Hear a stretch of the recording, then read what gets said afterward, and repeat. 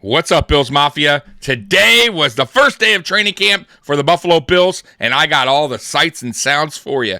But before we get to that, let's get to that intro. This is PZ Music.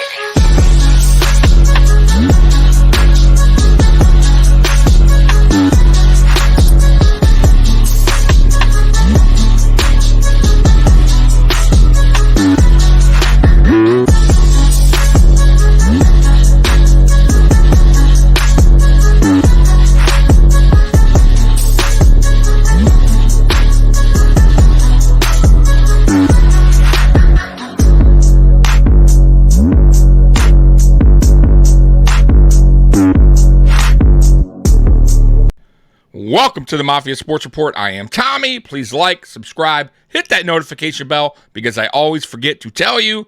Well, day one is in the books, and the Buffalo Bills had their first day of training camp today.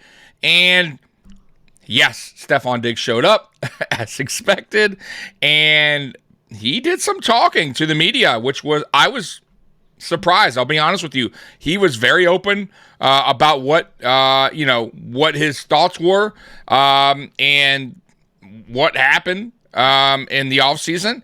And it's going to be an interesting watch for you guys because it's exactly what I thought happened and why Stefon Diggs was upset. And it wasn't because of Josh Allen. So anyways, guys, I put this video package together for you, and then I'm going to get talking to you guys after this video is over with and tell you a little bit about what happened today at camp. And here we go.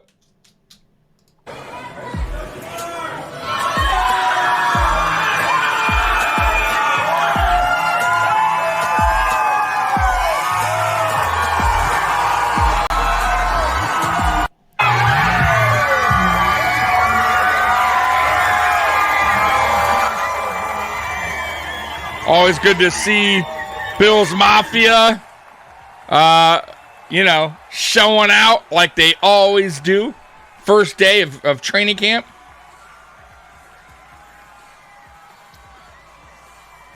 Hey, by the way, DeMar got a big pop. Big pop for DeMar, so that's very good.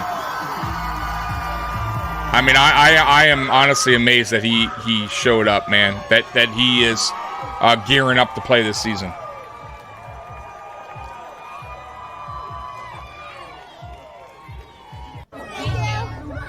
Yeah, Trey White, baby.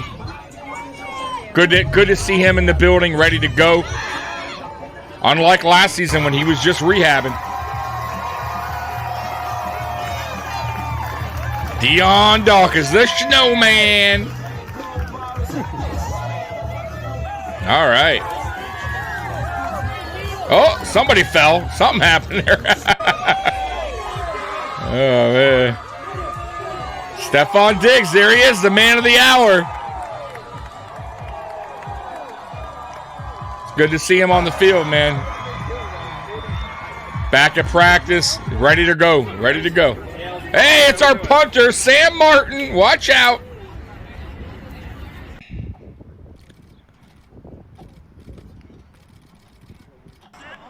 Josh and Hyde there. I'm guessing this is Vaughn. Yeah, I don't know how I guessed that by the legs, but good old Von Miller there. Getting that knee right. By the way, they placed him on the PUP list. But it's good to see him rehabbing. Looks like he's running good. But they're gonna take it easy with him, trust me. I don't expect him back to week 5, guys.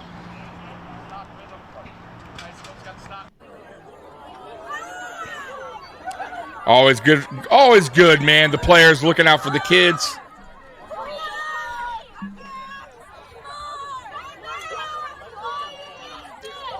DeMar, man, what a story this guy is, huh? At least.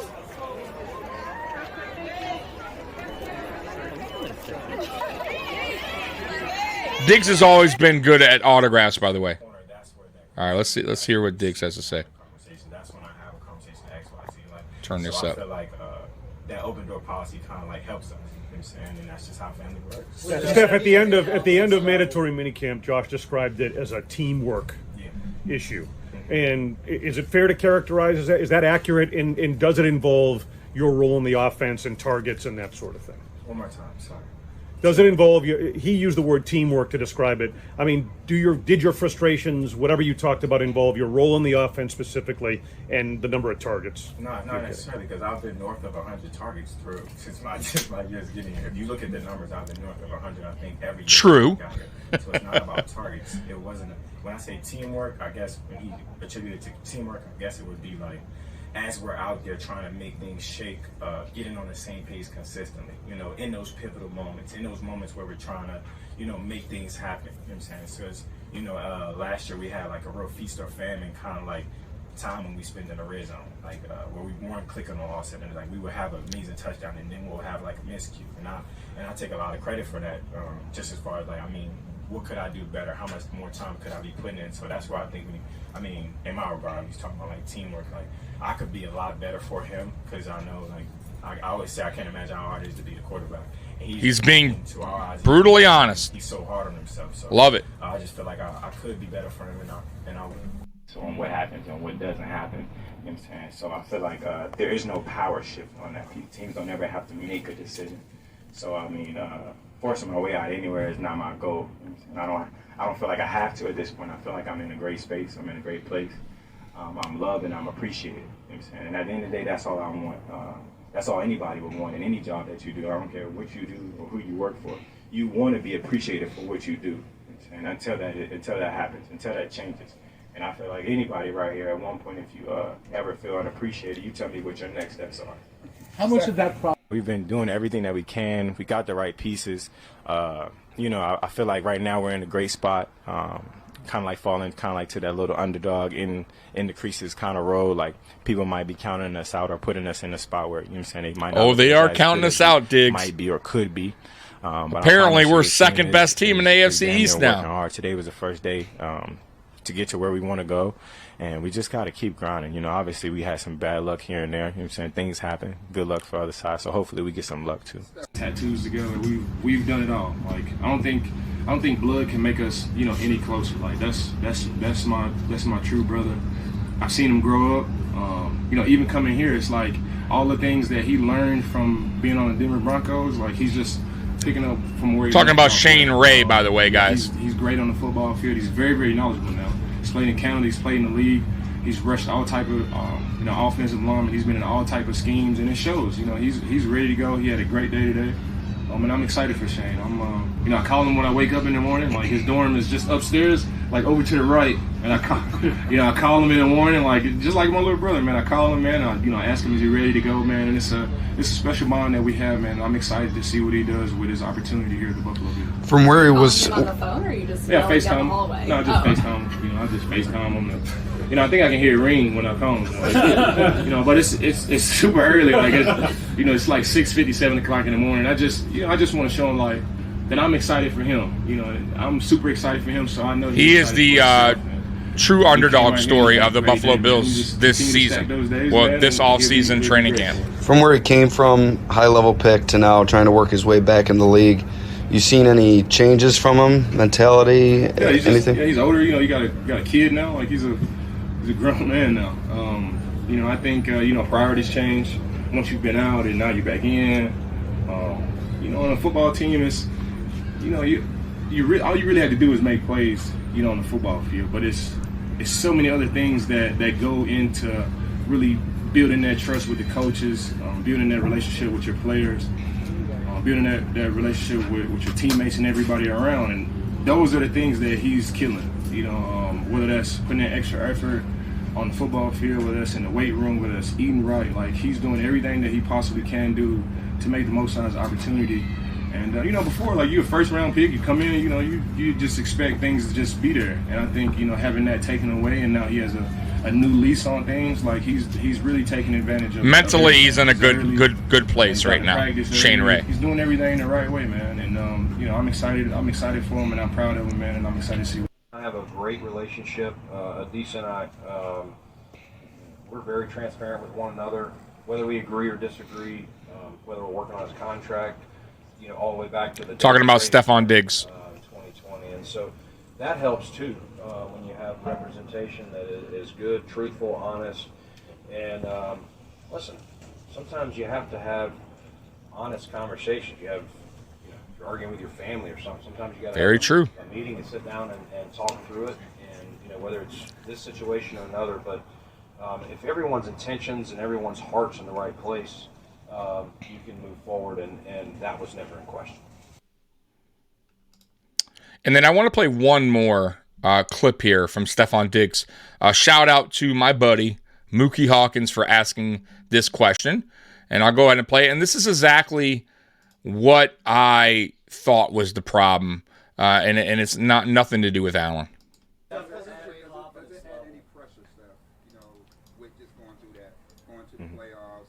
I mean, your first 3 seasons, having all the pieces put together, not achieving the goal, and obviously you guys back down being the underdog in so many ways. Yeah, it's not so much pressure. I just feel like the mindset of it is we always want to win, and I kind of flip it so when you see my frustration, it kind of makes sense. Like we've been kind of pushing at a rock for some years now, and kind of not getting that rock over the hill will frustrate you. You know what I'm saying? So I just feel like we want to come in from more of a human standpoint. If you ever had a job and you've been pushing at it for a long time and it's just not turning the corner, you start to draw a lot of questions like, how can we do things better? And that's when I say, I don't have any pressure. I mean, I feel like the pressure comes from everybody else. That's a lot of outside noise, but the grind is the grind, and we've been putting the time in consistently, throughout my years since I've been here. So wanting to see things turn the corner, that's where that question draws, and that's where you see me having conversation. That's when I have a conversation X, Y, Z. So I feel like that open door policy kind of helps us. You know what I'm saying? And that's just how family works. So basically, guys, listen, man. At the end of the day, here's the deal, man. Stefon Diggs, the frustration boiled over. It boiled over because the fact that he's been here since 2020 and we've come close, but we haven't reached our goal, and we've had good teams. He's questioning the coaching staff. Let's be real. He's questioning the leadership of the coaching staff. And he wants to know what is going to change this season. What makes this 2023 season any different from 2020, from 2021, from 2022? How are we going to get over this hump, right? Because I've been asking the same question, right? Listen, I love Sean McDermott. I do. Absolutely. I think if the day he leaves here, even if he doesn't get to a Super Bowl, I will definitely say this, I will give that dude credit and love and say, hey, that guy got us out of the 17-year drought. He made this team so much better, a contender. But unfortunately, he hit a wall and he just couldn't get past it. And I'm really, really hoping for him, for Bills Mafia, for everybody, that he figures it out this season, that he figures out how to get over that wall and get this team to a Super Bowl. Because ultimately, that's what we want. Right? We're a good team. We're going to be under Sean McDermott. Always. But we want more. This city wants a Super Bowl. Those are facts. And he has to eventually get that job done. And I think that's what Stefon Diggs' frustration came to a boiling point at the end of the season last year. Now, do I think he handled it right? I'm on record saying no, and I continue to say no. I don't think he handled it right. But today is a great start of doing it the right way. By speaking to the media, by just telling everybody how you feel without cryptic messages where everyone's guessing how you feel. Could it be you and Josh? You're not happy with Josh. Could it be you and Dorsey? Is it McDermott? We all were brainstorming, right?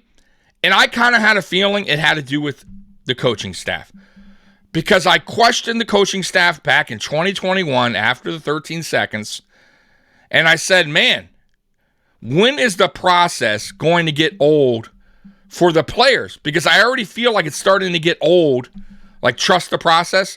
starting to get old for Bills Mafia.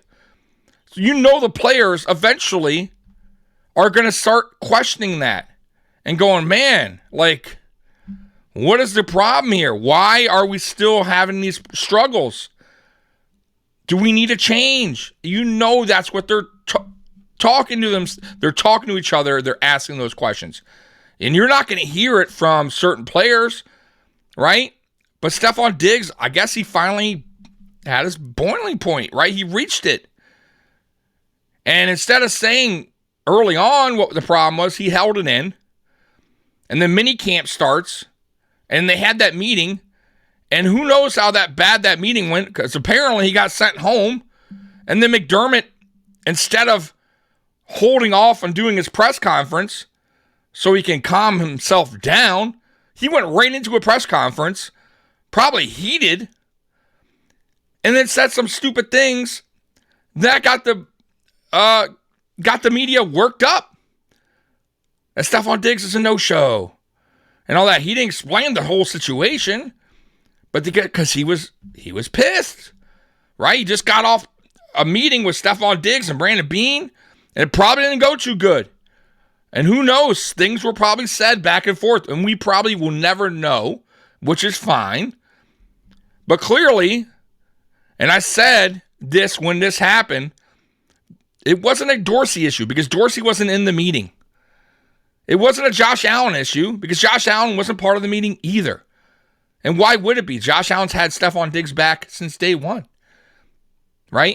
And Josh Allen continues to give Stefon Diggs numbers, the best of his career ever while in Buffalo. He had a meeting with Brandon Beane, Sean McDermott, and the wide receiver coach, the new one, which I'm sorry, I don't remember his name offhand. And I said right there, this is an issue with the coaching staff. He wants to know what is going to change. Why is this season going to be any different? And I don't think he got the answer that day. And I think maybe McDermott was a bit maybe standoffish. Maybe he took things, whatever he said, whatever Diggs said, the wrong way. And there was maybe words exchanged. It's the only thing I can think of. Why send him home? Right? And maybe Diggs was saying some things maybe he shouldn't have said either. But that's water under the bridge. And Diggs said that today, by the way. It's water under the bridge. That shit, that is sailed. That is gone. It's time to work.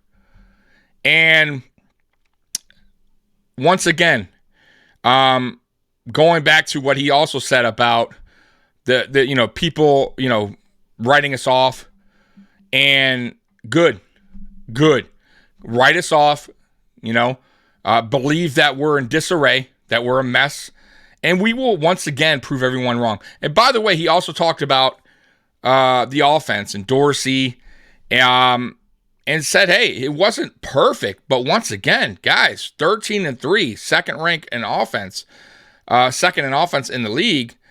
Not as bad as you guys want to make it sound or believe. We had some hiccups here and there, but these are things that can be corrected, and it was his first year as OC. So let's talk a little training camp, what I heard, because there's not a lot of video out there of the actual, practices, right? Them practicing. So I heard today Trent Sherfield was heavily involved in the offense, and Josh was looking for Sherfield. They did red zone work today. I also heard Dawson Knox drop 4 out of 5 passes towards the end of the day. Not good. Get your act together, Dawson, please. I know it's first day, so I'm not going to worry. I also heard Osiris Torrance was not starting with the ones today, but I want to talk real quick about that because I have somebody, a good friend of mine, Sean, who came on the Friday Night Lights a week ago from Red, White, and Bills Talk. Check his YouTube page out. He was questioning or he was concerned that Torrance wasn't running with the ones today, but I will tell you this.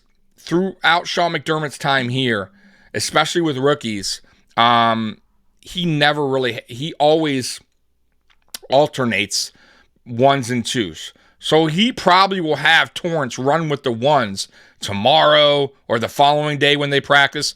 That's what he does. He likes to do that. And then they evaluate the players. And then by preseason, you might still see that. And for you guys that watch the Buffalo Bills like I do closely, you guys know that. He always does that. He alternates ones and twos. Do I agree with it? Sometimes I do, sometimes I don't. But ultimately, listen, Torrance understands that he's going to have to win this job from Bates. And I can't see how he won't. Torrance is an absolute stud. He's a beast. And he will get his opportunity in training camp with the ones. He will get his opportunity in preseason with the ones. And I believe he will earn that spot. He will earn that job at right guard. And I also believe Spencer Brown will be your day one right tackle. And I believe he will have a good camp. He will have a good preseason. And I believe he will have a good season. But it was interesting to hear about Sherfield today, that Josh was looking for him often. So keep an eye on it for that, because I know they built chemistry up during minicamp. And that seems to be continuing on the first day of training camp. So, yeah, man, listen, guys, I'm going to continue to have these videos up for you every day. Camp news, camp updates, camp highlights. So if you're new to this channel, remember, like, subscribe, hit the notification bell, because I always forget to tell you. And until next time, Bills Mafia, I love you. And as always, go Bills. I'm out of here. Peace.